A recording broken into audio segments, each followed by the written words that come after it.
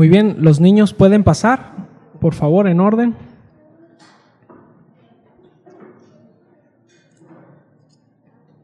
¿Qué tal, hermanos? ¿Cómo están? ¿Bien? ¿Contentos?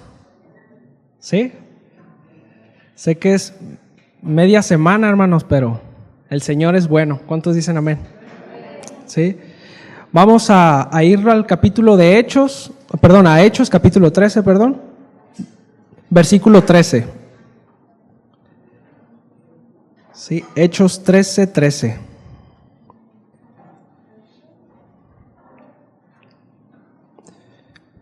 Cuando estén allá, díganme amén. Muy bien, dice así: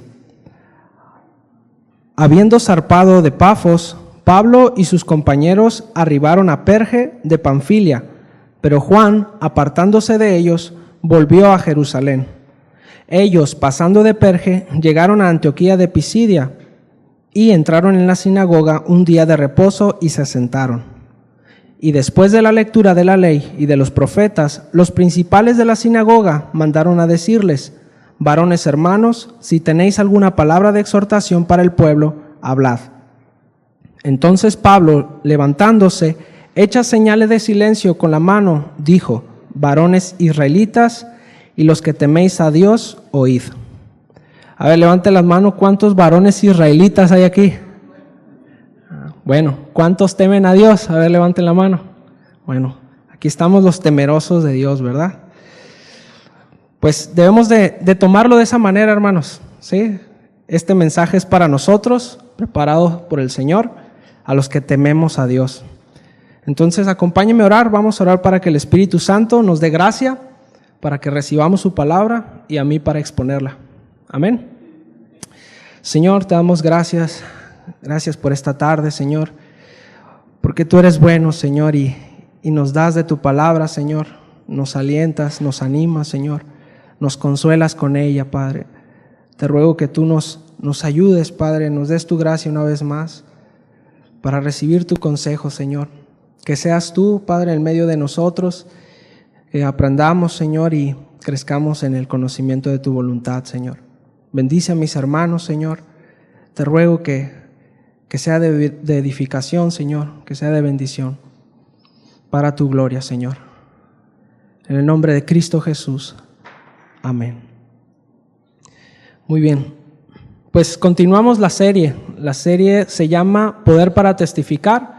Este es el tema 35, si no me equivoco. Sí, vamos a ver Pablo y Bernabé en Antioquía de Pisidia. ¿Sí? Son varios versículos, así que esta enseñanza va a ser la parte 1. Con el favor de Dios, la siguiente semana tocaremos la parte 2, ¿verdad? Entonces, recapitulando un poco, las semanas pasadas vimos cómo es que el Espíritu Santo había escogido a Bernabé y a Saulo. ¿Sí? Estaban varios maestros y profetas reunidos en la iglesia de Antioquía de Siria. ¿Sí? El Espíritu Santo los apartó para llevar a cabo una tarea especial, una tarea particular. Fue así entonces que comenzaron este viaje misionero, el que se conoce como el primer viaje misionero de Pablo. ¿Sí? Bueno, ellos estando en Antioquía de Siria, ahí van a aparecer las diapositivas, ¿verdad? Bueno, en Antioquía de Siria, siendo enviados por el Espíritu Santo, descendieron a Seleucia, ¿sí? Es el puerto de Antioquía, ¿sí? Llevando consigo a Juan Marcos de ayudante. Entonces ellos navegaron hasta la isla de Chipre, ¿sí? Los apóstoles predicaron la palabra de Dios en las sinagogas desde Salamina hasta Pafos, ¿sí? Es decir, que atravesaron toda la isla. Ahí se ve la isla de Chipre, llegaron a Salamina y recorrieron hasta el otro lado, hasta Pafos, ¿sí? Ahí en Pafos fue donde se suscitó aquel encontronazo contra el mago Elimás, ¿se acuerda? ¿Qué fue lo que le pasó? Dice Lucas que era un falso profeta, mago judío, que procuraba evitar que el gobernador Sergio Paulo recibiera el evangelio. Lo describe terrible, ¿no? A este señor. No sé quién fue más fuerte con Elimás, si Lucas o Pablo, ¿verdad? en su descripción, ¿no? Falso profeta, judío, mago, etcétera, ¿no? Bueno, sabemos cómo terminó esa historia. Elimás siendo cegado por la mano de Dios y al gobernador Sergio Paulo creyendo en la doctrina del Señor, ¿sí? Ahora, ¿qué podrá estorbar los planes de Dios? Si contra todo pronóstico el Señor nos alcanzó, ¿cuántos dicen amén? ¿Cuántos el Señor los alcanzó? ¿Sí? Sobrepasó nuestras circunstancias y nos lavó con la sangre del Cordero. Limpió a grandes y a pequeños, a sabios y a sencillos, a jóvenes y a viejos, ¿no? Todos aquellos quienes se humillaron y reconocieron su necesidad de Él, aquellos que creyeron en el Evangelio. Sin embargo, así como el Señor es misericordioso con aquellos que reconocen su humillación y creen en el Evangelio, bueno, también el Señor no tendrá misericordia a aquellos que deliberadamente se declaren enemigos del Evangelio, así como Elimás el mago, ¿sí? Aquellos que estorben incluso para que otros conozcan la verdad. Estos tarde o temprano recibirán la retribución de su extravío, ¿sí? Recordemos lo que dice en Romanos 1:18. Se los leo, dice: porque la ira de Dios se revela desde el cielo contra toda impiedad e injusticia de los hombres que detienen con injusticia la verdad. ¿Sí? Bueno, vamos a arrancar de una vez con el tema. Vamos al versículo 13 del capítulo 13, ¿sí? Dice: habiendo zarpado de Pafos, Pablo y sus compañeros arribaron a Perge de Panfilia, pero Juan, apartándose de ellos, volvió a Jerusalén. Bueno, ahorita quiero detenerme un poquito en el nombre, ¿no? Habíamos visto en las semanas pasadas que se mencionaba como Saulo, ¿no? Saulo. Ahora ya vemos que desde el capítulo 13 ya se está mencionando como Pablo, ¿sí? Ahora, ¿será que Dios le cambió el nombre? ¿Será acaso alguna profecía o qué sé yo, no? Bueno, vamos a indagar un poquito. Saulo viene siendo en el español que fue traído del griego Saulos, ¿sí? O sea, fue una traducción del griego. Recordemos que el Nuevo Testamento fue escrito en griego, ¿sí? Y a su vez, el nombre Saulos del griego viene a ser una helenización del nombre hebreo Shaul, que viene siendo Saúl, ¿sí? Es decir, del hebreo Shaul se tradujo Saúl, ¿sí? Como el primer rey de Israel. Pero cuando se tradujo para el Nuevo Testamento, que es Saulos en griego, se tradujo Saulo. Pero Saúl y Saulo es el mismo nombre, ¿sí? Entonces, para tener eso en mente, bueno, algo similar ocurre con el nombre de nuestro Señor Jesús, ¿sí? El Señor Jesús viene a ser del griego, viene del Jesús, no sé realmente cómo se produce, pero viene de ese griego, ¿verdad? De ahí traen Jesús. Bueno, pero en el arameo es Yeshua, lo habrán escuchado. En el español se traduce como Josué. Es decir, que Josué y Jesús vendría a ser el mismo nombre. Ahora, esto es a grandes rasgos, nada más es para tocar un punto, ¿no? Entonces, esta diferencia es entre el idioma, entre el Antiguo Testamento y el Nuevo, debido a que se escribieron en distintos idiomas. Recordemos, el Antiguo Testamento en hebreo y en arameo, y el Nuevo Testamento fue escrito en griego, ¿sí? Ahora, por eso tenemos Saulo, Saúl, Jesús, Josué, Jonahán en hebreo y Juan en griego, ¿sí? Bueno, viene a ser el mismo nombre. Ahora, ¿qué con esto? Bueno, la mayoría conocía al apóstol como Saulo, ¿verdad? Se mencionaba antes como Saulo. ¿Por qué? Porque este viene a ser el nombre hebreo del apóstol. Es decir, se conocía como Saulo debido, bueno, él era hebreo de hebreos, todos lo conocían como el rabino Saulo, ¿verdad? Pero ahora está entrando a un territorio que va a ser grecorromano, es decir, va a ser enviado a los griegos. Entonces, ese podría ser una de las razones por las cuales, en lugar de seguirse llamando como Saulo, opta por llamarse como Pablo, ¿sí? Al parecer esto es un deseo también del apóstol Pablo, porque ¿cómo es que se describe él en sus propias cartas? No se pone como Saulo, sino se pone como Pablo, ¿no? Ahora, Ese era el círculo primero que tenía Saulo, ¿sí? ¿Se acuerdan? Era perseguidor de la iglesia, asolaba la iglesia, ¿sí? Entonces el círculo que estaba manejando era mayormente judío, ¿verdad? Entonces el nombre judío venía bien. Pero ahora fue enviado a los gentiles, por lo tanto el nombre pues quedaba mejor en el asunto de como Pablo, ¿verdad?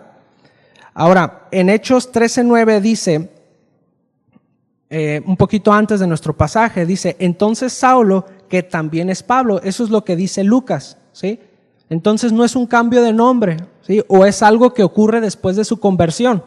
Si recordamos, su conversión fue tiempo antes, como unos 14 años antes, como para haber dicho, bueno, de Saulo a Pablo, ¿verdad? Como le ocurrió a otros personajes de la Biblia, ¿verdad? Tenemos a Abraham y a Abraham, ¿sí? A ver, ¿qué otro nombre tenemos también por ahí? Saraí y Sara, ¿verdad? Jacob e Israel. Bogdan sí se sabe todos. Bueno, entonces, todo parece indicar que esto tiene que ver con la encomienda que el Espíritu Santo le había dado al apóstol acerca de esta tarea en particular por la cual él fue apartado, ¿sí? Ahora, si checamos el significado del nombre, Saúl o Saulo significa pedido o solicitado. Ese es el significado del nombre. Ahora, este nombre encaja perfectamente con el rey Saúl, por cuanto él fue pedido por el pueblo a Samuel, si se acuerda de la escritura, ¿verdad? Para que fuese rey sobre el pueblo de Israel. O sea, ellos pidieron un rey y se les fue dado. Ahora, sin lugar a duda, también el apóstol Pablo fue pedido.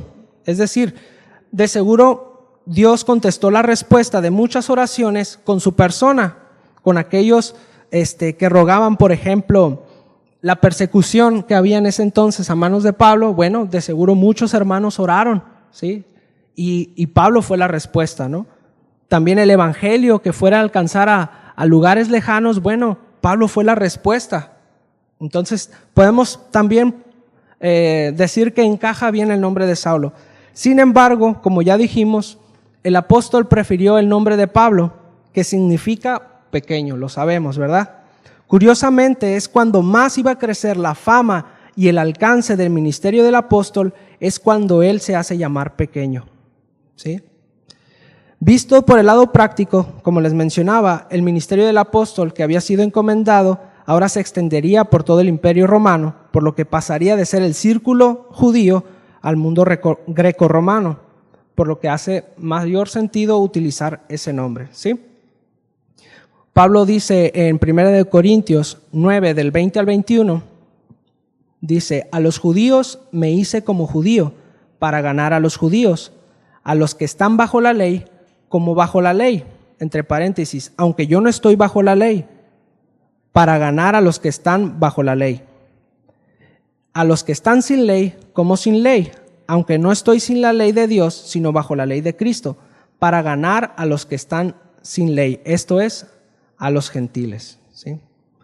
Medio trabalenguas, ¿no? Pero el punto es de que Pablo se acercó de tal manera para alcanzar a dicho grupo de gente, ¿no? En este caso él iba a los gentiles, por lo tanto no usó un nombre judío. Continuamos, versículo 13 dice, habiendo zarpado de Pafos, Pablo y sus compañeros arribaron a Perge de Panfilia, ¿sí? Pero Juan, apartándose de ellos, volvió a Jerusalén. Ahora, si vemos, continuamos con las diapositivas, ¿verdad? De Pafos arribaron a Perge, es decir, salieron de la isla y se fueron hasta Perge, ¿verdad? Ahora, esta situación también para poner un poquito en contexto acerca del viajar, ¿verdad? Ahorita, ¿cuántos les gusta viajar? A ver, ¿cuántos tienen la oportunidad de hacerlo muy a menudo? No está complicado, ¿verdad? Pero, bueno, imagínense en aquel tiempo, ¿sí? Tiene sus implicaciones el viajar, ¿verdad? Todo lo que tienes que tener en cuenta. Bueno, ¿cuánto más en el primer siglo? Ya sea por mar o por tierra, aquellos que se aventuraran a dejar su hogar e ir a otras tierras normalmente lo hacían solo por asuntos de necesidad, ¿sí? Ser extranjero, en primer lugar, te ponía en una situación muy vulnerable. Al no tener el respaldo cercano de tu país, además los caminos eran peligrosos, Era común ser asaltado por ladrones, así que lo que hacían era viajar de noche y entre varias gentes en caravanas para cuidarse los unos de los otros. Ahora, los hoteles pues no existían como tal, ¿no? Se llamaban en algunos lugares los mentados o los mencionados mesones, ¿verdad? Bueno, esto pues simplemente les ofrecía de un techo o unas paredes de lona, ¿sí? Y esto les servía simplemente como refugio. Algunos tenían paja para los animales, pero no es las comodidades que tenemos hoy en día, ¿sí? Ahora, ni qué hablar del riesgo que era navegar por mares, ¿sí? Sin brújulas, sin timones sofisticados, ni motores. ¿Quién se quiere aventurar un viajecito de esos, no? Las naves eran movidas a remo, con velas y timones primitivos. Ahora preguntémosle al apóstol Pablo acerca de sus viajes misioneros, ¿sí? En 1 Corintios 11, del 25 al 27. Si gusta acompañarme para allá, ¿sí? ¿Me regalarían un poquito de agua? Por favor. Ay. Gracias.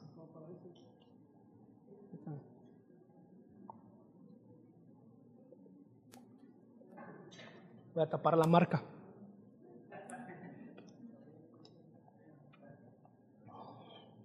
Muy bien. Dice, 3 veces he sido golpeado con varas, una vez fui apedreado, 3 veces naufragué. Cité mal. A ver. Segunda de Corintios 11, del 25 al 27. Ok. 3 veces dije la cita. 3 veces he sido golpeado con varas, una vez fui apedreado, 3 veces naufragué y he pasado una noche y un día en lo profundo. Estas 3 veces lo conocemos, ¿no? Se dice, es un hebraísmo, me parece, para decir muchas veces, ¿no? Con frecuencia en viajes, en peligros de ríos, peligros de salteadores, peligros de mis compatriotas, peligros de los gentiles, peligros en la ciudad, peligros en el desierto, peligros en el mar, en el taller, en la oficina, peligros entre falsos hermanos, en trabajos y fatigas, en muchas noches de desvelo, en hambre y sed, a menudo sin comida, en frío y desnudez. Como lo mencionaba hace un momento, por lo regular, los viajes se hacían solo por asuntos de necesidad. Ahora, predicar el evangelio, hermanos, ¿será un asunto de necesidad? Pues aparentemente para los apóstoles y para el Espíritu Santo, que fue quien los envió, sí lo era. Y luego, como dicen, ¿no? ¿Lo es para nosotros? ¿Es un asunto de necesidad? Ahora, pongámonos a meditar, ¿sí? En sentido metafórico. Nosotros zarpamos todos los días sin saber si vamos a arribar, ¿sí?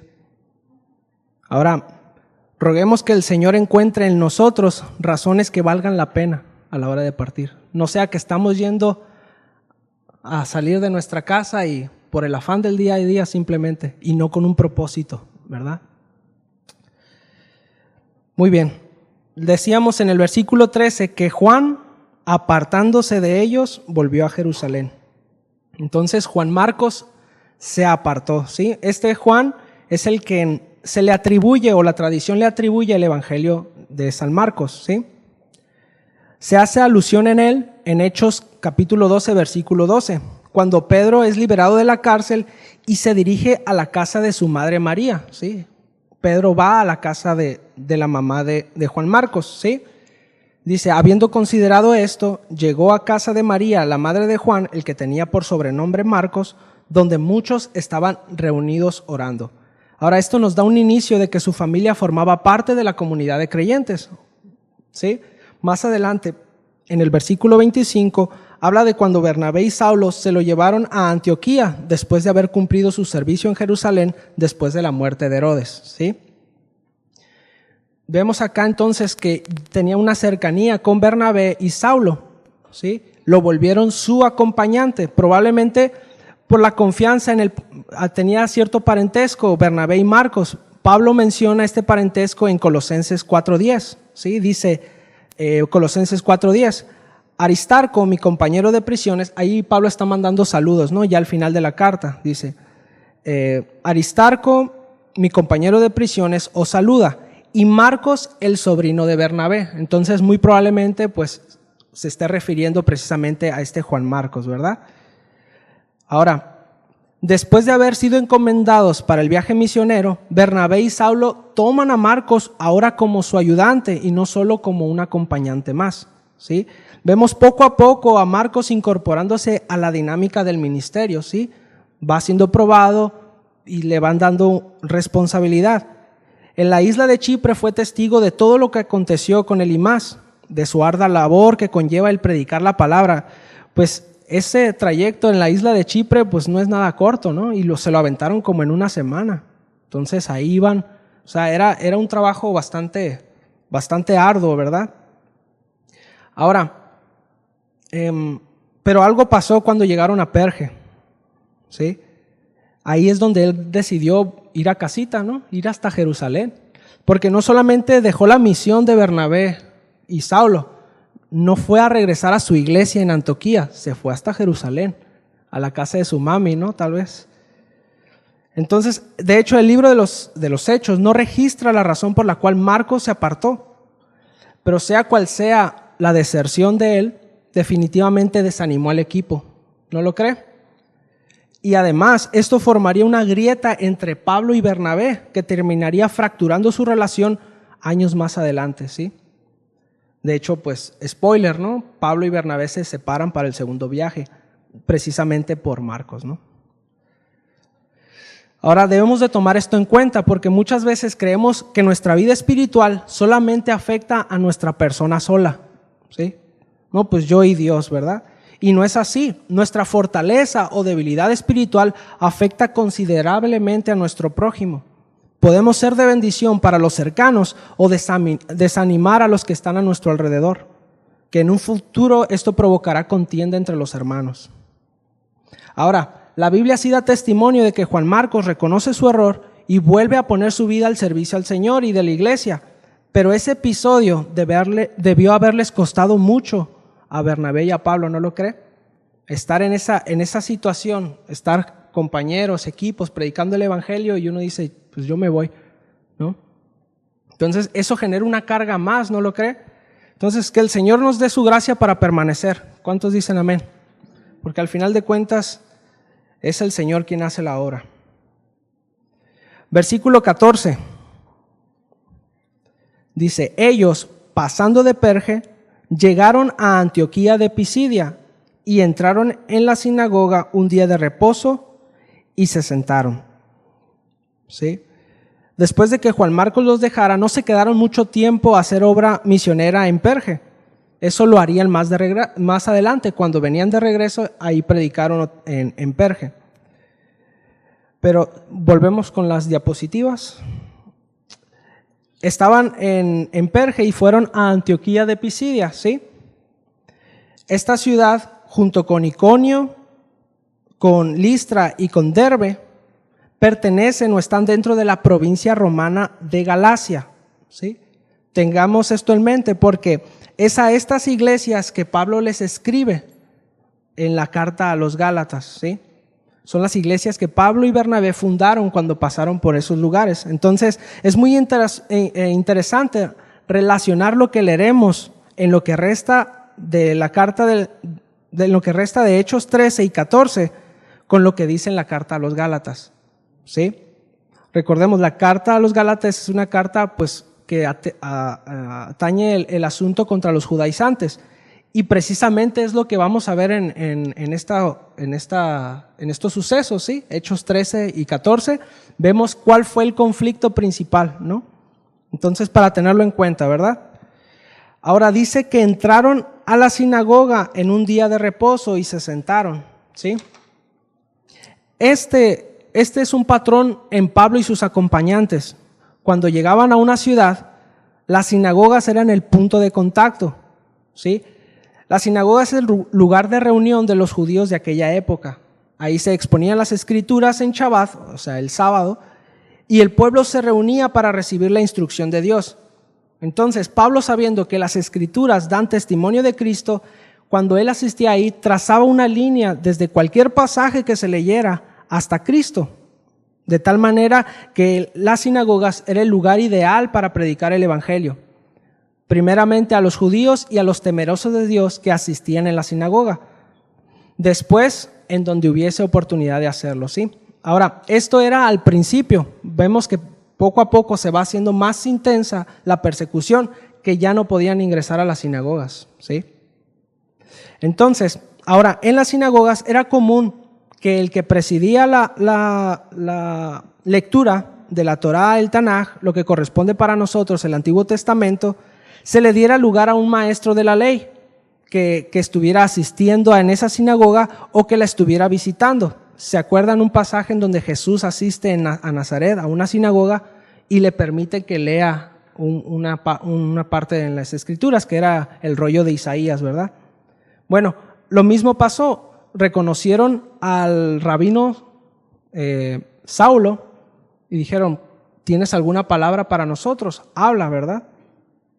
Entonces, Pablo, pues ni tarde ni perezoso, ¿no? Se levantó y les pidió a todos que guardaran silencio, pero no para tomar honores para sí, sino para cumplir con esa tarea particular a la cual fue encomendado por el Espíritu Santo. Entonces, Pablo aprovechaba cualquier oportunidad para predicar el evangelio. Pablo dijo así en el versículo 16. Bueno, leemos desde el 15 hasta el 16, ¿sí?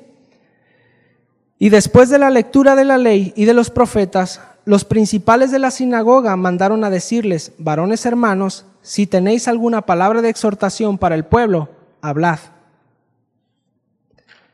Entonces Pablo, levantándose, hecha la señal de silencio con la mano, dijo: varones israelitas, y a los que teméis a Dios, oíd. ¿Sí? Menciona dos grupos, ¿verdad? Israelitas y los que teméis a Dios. ¿Quiénes eran ellos? Bueno, los israelitas se refieren a aquellos a quienes fueron hechos las promesas de libertad y redención, o sea, el pueblo escogido de Dios. Ahora, es curioso, los temerosos de Dios se mencionan en el Nuevo Testamento. Bueno, ellos son los gentiles como Cornelio. ¿Se acuerda de Cornelio? Bueno, ellos no pertenecían al pueblo judío, debido a que para permanecer al judaísmo había un sinfín de requisitos que debían de cumplir, además de la circuncisión. O sea, no era nada más la circuncisión y órale, ya estás adentro. No, era todo un proceso. Entonces, algunos de los griegos o de los gentiles que asistían a la sinagoga estaban en proceso de hacerse prosélitos, pero la gran mayoría simplemente se les pedía que se abstuviesen de inmoralidades sexuales y de idolatría para poder asistir, ¿sí? Las sinagogas de algunas ciudades en su mayoría asistían temerosos de Dios, o sea, como ya estaban muy lejanas de Jerusalén, ya no eran tanto los judíos que asistían, sino eran muchos gentiles, y ellos sostenían la obra, ¿sí? Entonces les permitían estar ahí, pero de ladito, ¿no? Con que apoquines para mantener la obra, ¿no? Entonces, se me hace muy curioso, lo leí acerca de los temerosos de Dios. Dice: a los temerosos de Dios los podías ver allí, de costado a la asamblea, normalmente escuchando sentados en uno de los bancos laterales de piedra o mármol, adosados a las paredes laterales de las sinagogas, en evidente apartamiento de la concurrencia y sin participar del rito, pero sin que significara oposición, sino una prudente diferenciación. Allí, al costado de la asamblea, en crispado silencio y resignada soledad, admiraban la verdad como si se admiraran las cosas inalcanzables, o quizás es mejor decir, las cosas sobre las que han aceptado que no son para nosotros. ¿Sí? Ellos no podían participar, pero ahí estaban. ¿Sí? Tengamos también esto en cuenta, nos servirá para la segunda parte de la enseñanza. También en esta, pero para la segunda parte, ¿sí? Estos temerosos de Dios, ¿sí? Dios escuchó sus oraciones, ¿sabe? Muy bien, versículo 17. Hechos 13, 17. El Dios de este pueblo, aquí ya está hablando Pablo, ¿sí? Les dice, varones israelitas y a los temerosos de Dios, oíd. El Dios de este pueblo, el Dios de este pueblo de Israel, lo escribí mal, perdón. El Dios de este pueblo Israel escogió a nuestros padres y enalteció al pueblo, siendo ellos extranjeros en tierra de Egipto, y con brazo levantado los sacó de ella. O sea, con victoria, ¿no? El brazo levantado. Y por un tiempo como de 40 años los soportó en el desierto, y habiendo destruido 7 naciones en la tierra de Canaán, les dio herencia a su territorio. Después, como por 450 años, les dio jueces hasta el profeta Samuel. Luego pidieron rey, y Dios les dio a Saúl, hijo de Cis, varón de la tribu de Benjamín, por 40 años. Quitado éste, les levantó por rey a David, de quien dio también testimonio diciendo, he hallado a David, hijo de Isaí, varón conforme a mi corazón, quien hará todo lo que yo quiero. De la descendencia de éste, y conforme a la promesa, Dios levantó a Jesús por Salvador a Israel. Sí, esto es lo que comenzó diciendo el apóstol Pablo. Ahora, probablemente en ese día se leyó algún rollo de una porción de Éxodo, por ejemplo. Entonces Pablo tomó de lo que empezaron a hablar en el texto, en las escrituras, y de ahí lo apuntó hacia Cristo. ¿Sí? Y esto es lo que debemos de hacer, hermano, con las escrituras, poder apuntar a Cristo, porque estas dan testimonio de Él. Eso es lo que dice Jesús. ¿Sí? Entonces, el apóstol Pablo comienza desde la elección de Dios a los patriarcas, Génesis, después de la liberación del pueblo en Egipto, en Éxodo. Después habla del tiempo que estuvieron en el desierto, que esto abarca lo que es Éxodo, Levítico, Números, Deuteronomio. Y en el versículo 19 habla de la conquista de la tierra de Canaán. ¿Sí? Esto está en Josué. Después nos habla del periodo de los jueces, llegando hasta Samuel, quien ungió al rey Saúl. Este fue quitado por Dios y levantó por rey a David. Esto lo encontramos en Jueces, Samuel, Reyes y Crónicas. Ahora, ¿por qué se detuvo con David? Bueno, él tenía un vínculo directo con el Mesías, ¿sí? Había unas profecías dadas a David que vendría el rey, ¿verdad? Vendría de la descendencia de David. Entonces, dada que fueron esas promesas a David, por lo tanto hace ese salto hasta Jesús, que es el cumplimiento de estas promesas, ¿sí? Ahora, si prestamos atención, vemos el énfasis que hace Pablo. A ver, ¿quién me puede decir qué énfasis hace el apóstol Pablo en esta porción? ¿Sí?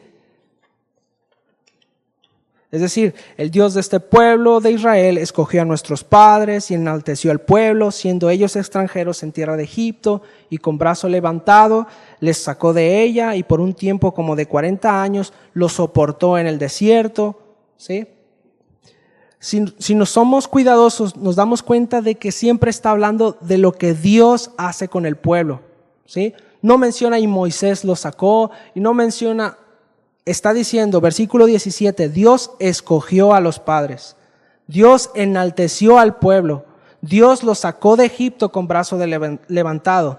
Versículo 18, Dios soportó al pueblo en el desierto. 19, Dios destruyó a las naciones de Canaán, Dios le dio al pueblo su territorio. Versículo 20, Dios le dio jueces. Versículo 21, Dios les dio a Saúl por rey. Versículo 22, Dios les levantó por rey a David.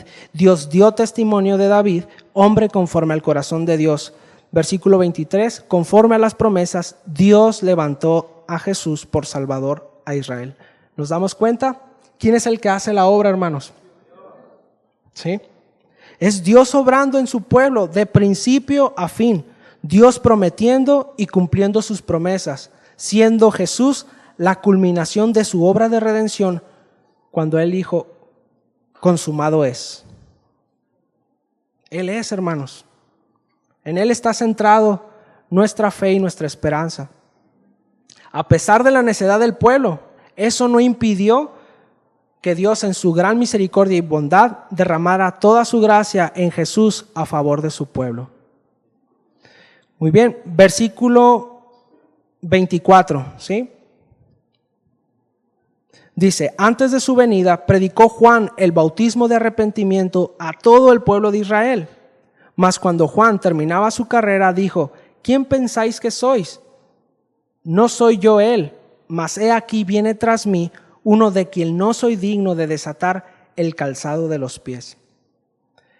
Pablo menciona el ministerio de Juan el Bautista para recordarle a la gente la necesidad del arrepentimiento. El pueblo judío tenía la conciencia de pecado, ¿sí? Pero es necesario recordarlo. Si se habla de un Salvador, pues ¿salvación de qué, verdad?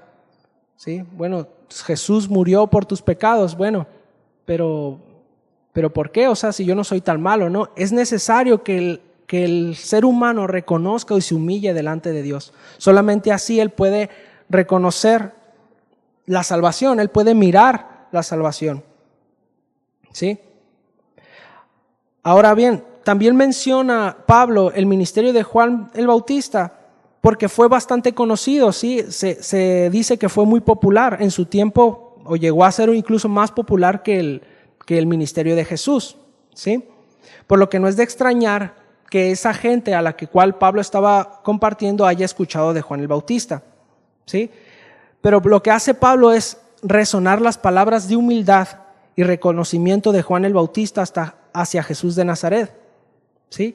Recuerden, Pablo está apuntando a Cristo. Pablo no está perdiendo la idea, es decir, se remonta desde allá, pero sigue apuntando a Cristo, ¿sí? Desde David los llevó a Cristo y luego habló de Juan el Bautista para que apuntara también a Cristo, ¿sí? Versículo 26 al 28 dice, varones hermanos, hijos del linaje de Abraham, y los que entre vosotros teméis a Dios, a vosotros es enviada la palabra de esta salvación. Porque los habitantes de Jerusalén y sus gobernantes, no conociendo a Jesús, ni las palabras de los profetas que se leen todos los días de reposo, las cumplieron al condenarle. Y sin hallar en él causa digna de muerte, pidieron a Pilato que se le matase. Ahora Pablo vuelve a enfatizar para quién es este mensaje: a los hijos del linaje de Abraham, es decir, los israelitas, y a los temerosos de Dios. La palabra de salvación es enviada a todos, hermanos, por cuanto el deseo de Dios es que todos procedan al arrepentimiento. Así que si alguien les dice lo contrario, no les crean. El corazón del Señor es que todos alcancen la salvación. Sabemos que no todos serán salvos, pero ese es el corazón de Dios, ¿sí? Ciertamente la salvación vino por los judíos, pero solo aquellos que reciban la palabra con fe alcanzarán la salvación y el perdón de sus pecados. Ahora, la declaración que está haciendo Pablo no es poca cosa. Él acaba de afirmar que los dirigentes de Jerusalén, de donde se dictaba la norma en el judaísmo, donde estaba el templo y las principales escuelas rabínicas, la casa de los fariseos, ellos no conocían las escrituras. No está hablando de los romanos o de Herodes, sino del mismísimo Sanedrín. Lo mismo les dijo Jesús en su cara. Juan capítulo 5, versículo 39 al 47, se los leo en la Biblia de las Américas. Ustedes estudian las escrituras a fondo porque piensan que ellas les da vida eterna, pero las escrituras me señalan a mí. Sin embargo, ustedes se niegan a venir a mí para recibir esa vida. La aprobación de ustedes no significa nada para mí, porque sé que no tienen porque sé que no tienen el amor de Dios adentro. Yo he venido en nombre de mi Padre y ustedes me han rechazado. Sin embargo, si otros vienen en su propio nombre, ustedes los reciben con gusto. Con razón les cuesta creer, pues a ustedes les encanta honrarse unos a otros, pero no les importa la honra que proviene del único que es Dios. Sin embargo, no soy yo quien los acusará ante el Padre, Moisés los acusará. Sí, Moisés, en quien ustedes han puesto su esperanza. Si en verdad le creyeran a Moisés, me creerían a mí, porque él escribió acerca de mí. Pero como no creen en lo que él escribió, ¿cómo creerán en lo que digo? Quienes tendrían que haber reconocido a Jesús no lo hicieron, sino todo lo contrario. Lo tuvieron por malhechor y sin darse cuenta clavaron en una cruz de maldición a su Mesías. La provisión del Señor y su fidelidad, la luz verdadera se presentó en persona delante de ellos y lo menospreciaron, tal y como lo dice Juan. Sí, ahí en Juan capítulo 1, del 9 al 11 dice: aquella luz verdadera que alumbra a todo hombre venía a este mundo. En el mundo estaba y el mundo por él fue hecho, pero el mundo no le conoció. A lo suyo vino y los suyos no le recibieron. ¿Qué tan sencillo será cometer el mismo error que ellos? Al menospreciar la sabiduría nos quedamos cortos de entendimiento y sin discernimiento nos volvemos susceptibles al engaño. Tengamos cuidado, porque pudiera ser que estemos alabando al lobo y apedreando al pastor, u obedeciendo a la serpiente y rebelándonos ante el Creador. De todo lo que hagamos daremos cuentas al Señor, así como los que gritaron aquel día: crucifíquenle. Mateo 27, versículo 22. Pilato les dijo: ¿qué pues haré de Jesús llamado el Cristo? Todos le dijeron: sea crucificado. Y el gobernador les dijo: pues, ¿qué mal ha hecho? Pero ellos gritaban aún más diciendo: sea crucificado. Pilato entrega a Jesús para crucificarlo. Viendo Pilato que nada adelantaba, sino que hacía más alboroto, tomó agua y se lavó las manos delante del pueblo diciendo: inocente soy yo de la sangre de este justo, allá vosotros. Y respondieron todo el pueblo, dijo: su sangre sea sobre nosotros y sobre nuestros hijos.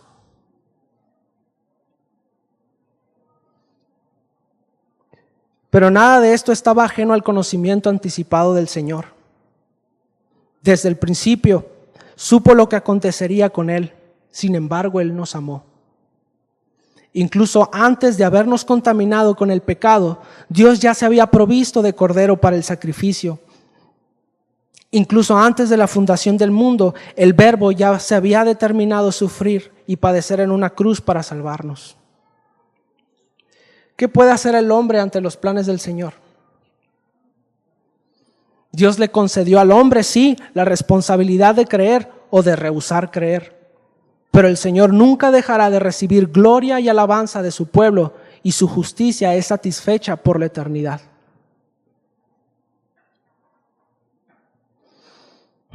Versículo 29, ya estamos entrando con la conclusión. Y habiendo cumplido todas las cosas que de él estaban escritas, quitándolo del madero, lo pusieron en el sepulcro, mas Dios le levantó de los muertos. Jesús de Nazaret realmente caminó por esta tierra, hermano, hace 2000 años. No es ficción, no es un delirio colectivo. Su transitar por este mundo es un hecho histórico que podemos constatar. Jesús de Nazaret anduvo predicando en el desierto, en el templo, en las playas, en los caminos, en las sinagogas, en las casas, anunciando el evangelio y la llegada del reino celestial. Jesús de Nazaret sanó a muchos enfermos, hizo milagros y predicó con tal denuedo que las multitudes se agolpeaban para poder estar en su presencia. Jesús de Nazaret fue traicionado por uno de sus discípulos y fue entregado a las autoridades judías, quienes veían en él una amenaza directa a sus intereses corruptos. Jesús de Nazaret fue sentenciado a morir crucificado por Poncio Pilato, al verse él presionado debido a la muchedumbre judía que no podía soportar que Jesús siguiese con vida. Jesús de Nazaret fue crucificado alrededor del año 30 de nuestra era y fue declarado muerto horas antes de la festividad de la Pascua. Pero al tercer día, hermanos, al tercer día su tumba quedó vacía.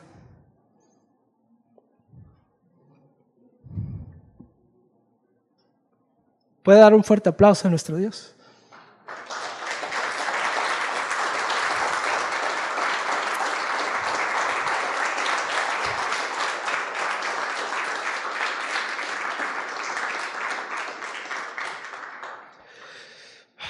Muchas personas comenzaron a testificar lo que habían visto. Lo vieron con vida nuevamente. Los discípulos que anduvieron con él vivieron el resto de sus vidas afirmando que Jesús de Nazaret estaba vivo, aun a pesar de que esto les costó la vida.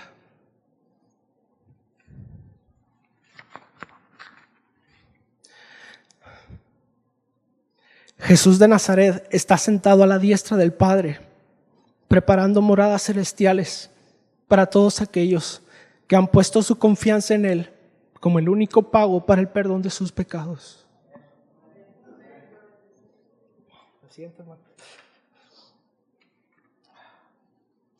Acompáñame a Filipenses 2, del 5 al 11, por favor.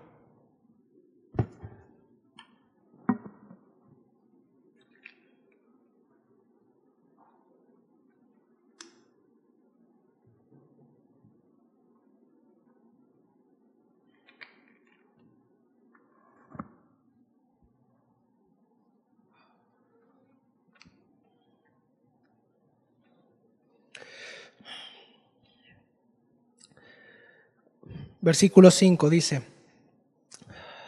haya pues en vosotros este sentir que hubo también en Cristo Jesús, el cual, siendo en forma de Dios, no estimó el ser igual a Dios como cosa a que aferrarse, sino que se despojó a sí mismo, tomando forma de siervo, hecho semejante a los hombres, y estando en la condición de hombre, se humilló a sí mismo, haciéndose obediente hasta la muerte y muerte de cruz.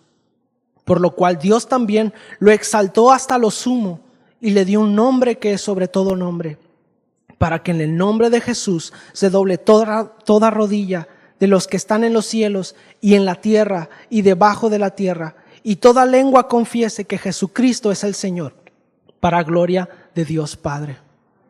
¿Podemos dar otro aplauso a nuestro Dios?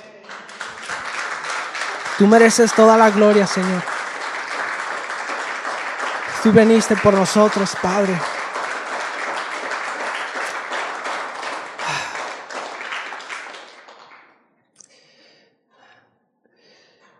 Haya en nosotros este mismo sentir. Sí. Ahora, hasta aquí lo vamos a dejar. Creo que ya no puedo más. De hecho, todavía el apóstol Pablo no llega al centro del evangelio. Ahí está presentando nada más a Jesús. Es decir, primero apunta a Jesús, luego los presenta. Todavía falta la defensa de la resurrección, el evangelio y aparte la reacción del pueblo en Antioquía de Pisidia. Entonces, pues oramos dándole gracias al Señor.